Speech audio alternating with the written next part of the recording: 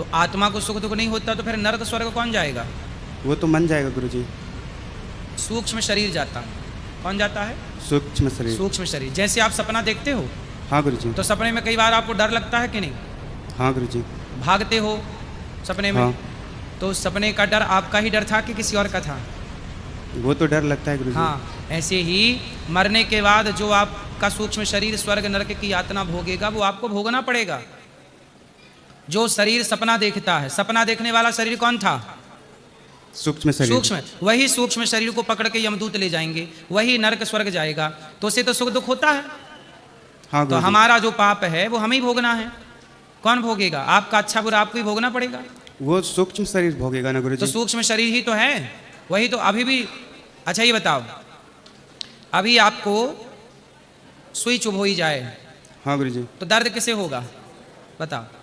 वो तो होगा मुझे। किसे होगा? मैं मुझे ये ही पूछ रहा होगा। हूं कि आपको सुई चुभोई जाए तो दर्द किसे होगा? वो तो सूक्ष्म शरीर को होगा गुरुजी। हाँ, तो सूक्ष्म शरीर को तो दर्द अभी भी हो रहा है, सुख दुख अभी भी वही भोग रहा है। स्थूल शरीर सुख दुख थोड़ी भोग रहा है। इसे बहुत गहराई से समझने का विषय है। जैसे आपको सुई चुभोई गई और आपका ध्यान कहीं और था, यदि आपका मन कहीं और था और सुई चुभोई गई तो क्या आपको उसका दर्द होगा? हाँ गुरुजी। नहीं होगा। यदि आपका मन कहीं और है, ध्यान कहीं और है, तो आपको सुई चुभोई जाएगी, आपको पीड़ा नहीं होगी। लेकिन जब ध्यान वहीं होगा तब दर्द होगा। एक बार गणितज्ञ थे आर्यभट्ट जी, उनको कोई दिक्कत हो गई तो डॉक्टर के वैद्य जी के पास गए। तो वैद्य जी ने कहा कि आपका ऑपरेशन करना पड़ेगा।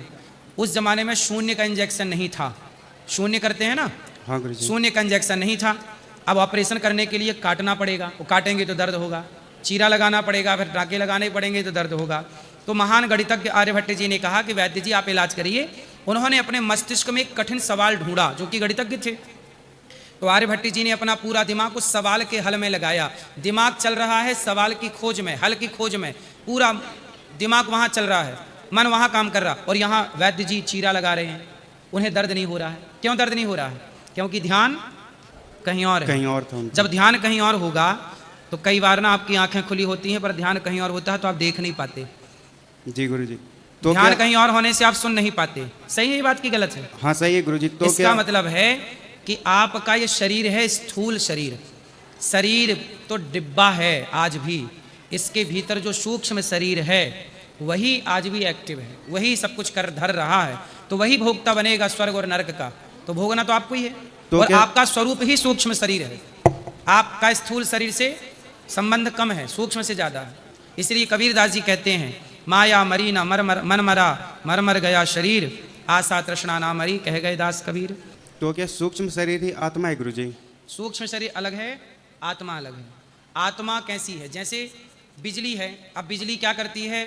लाइट, जैसे बिजली है पॉइंट है, उसमें आप कूलर का प्लग फंसा दोगे तो कूलर चलने लग जाएगा। मोबाइल का चार्ज लगा दोगे तो मोबाइल चार्ज होने। बिजली तो बिजली है, वो कूलर भी चलाएगी, वो एसी भी चलाएगी, हीटर चलाएगी तो कमरा गर्म कर देगी, और एसी चलाएगी तो कमरा ठंडा। बिजली का काम है पावर देना। अब उस पावर का आप एसी के रूप में प्रयोग करें ठंडक के, या हीटर के रूप में गर्माहट के लिए, वो मर्जी आपकी है। आत्मा का काम है पावर देना।